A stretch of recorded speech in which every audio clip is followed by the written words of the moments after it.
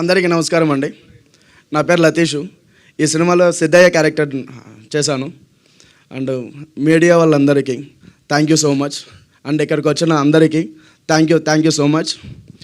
And మా producer గారు, మా డైరెక్టర్ గారు ముని గారికి, అండ్ మా ప్రొడ్యూసర్ కిరణ్ అన్న గారు, అలాగే మా కో ప్రొడ్యూసర్ తేజ గారికి థ్యాంక్ యూ సో మచ్. ఈ సినిమా షూట్ చేసేటప్పుడు ఫస్ట్ రోజు నేను సెట్లోకి వెళ్ళానండి. ఫస్ట్ రోజు ఏ వైబ్ అయితే ఉందో అంత పాజిటివ్ వైబ్ టిల్ నౌ. అదే పాజిటివ్ వైబ్, అదే కాన్ఫిడెన్స్, అదే ఫ్రెష్ ఫీలింగ్. ఫస్ట్ నేను సెలెక్ట్ అయిన తర్వాత సార్ నాకు స్టోరీ చెప్పారనమాట. స్టోరీ చెప్పిన తర్వాత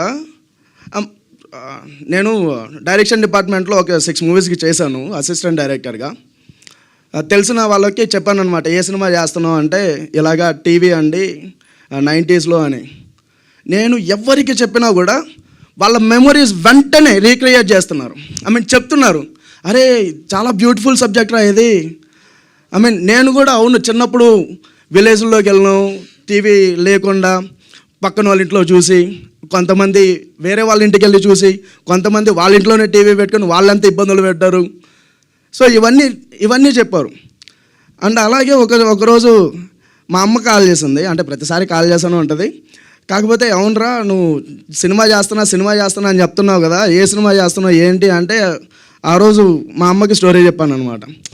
లిటిల్ బిట్, అమ్మ ఇలాగా మనం బాపనేదిలో టీవీ ఉంటుంది కదా, మనం అక్కడికి వెళ్ళి చూస్తున్నాం కదా బాపనయ్య వాళ్ళ ఇంట్లో అంటే, అవునరా అని చెప్పి ఆమె స్టోరీలు చెప్పడం స్టార్ట్ చేసింది. సో ఇది ఎందుకు చెప్తున్నాను అంటే ఈచ్ అండ్ ఎవ్రీ వన్కి ఈ స్టోరీ అంత కనెక్ట్ అయిపోద్ది. అండ్ 90sలో పుట్టిన వాళ్ళకి, నాలాంటి వాళ్ళకి.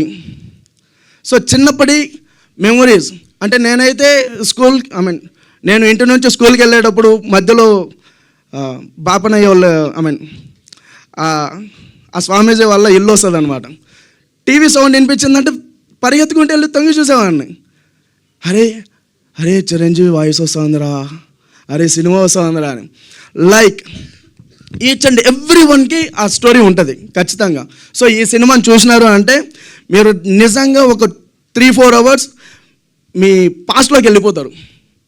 ఆ పాస్ట్ అంత బ్యూటిఫుల్గా ఉంటుంది అంటే చిన్నప్పటి అమ్మ హగ్గులాగా, చిన్నప్పుడు ఇంటికి ఎవరన్నా వచ్చినప్పుడు అవ్వ కానీ తాత కానీ ఇచ్చిన రూపాయి 10 రూపాయి చేతిలో పెట్టినప్పుడు వచ్చే ఆనందం ఉంటుంది కదా, అంత బ్యూటిఫుల్గా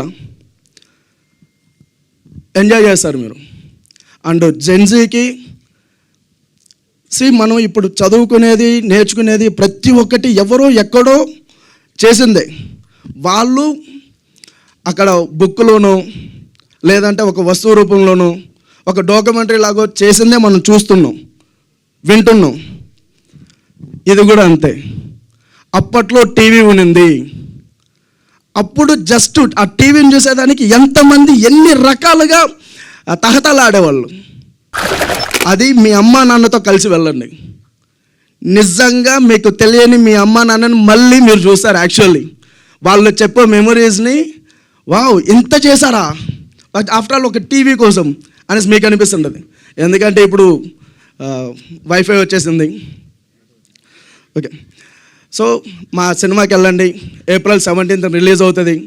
చాలా బ్యూటిఫుల్గా ఉంటుంది. అండ్ నిజంగా మళ్ళీ మీ మెమరీస్లోకి వెళ్తారు. Thank you so much once again. Thank you అండి. అండ్ ఇప్పుడు అనిల్ గారిని మాట్లాడవలసిందిగా రిక్వెస్ట్ చేస్తున్నా.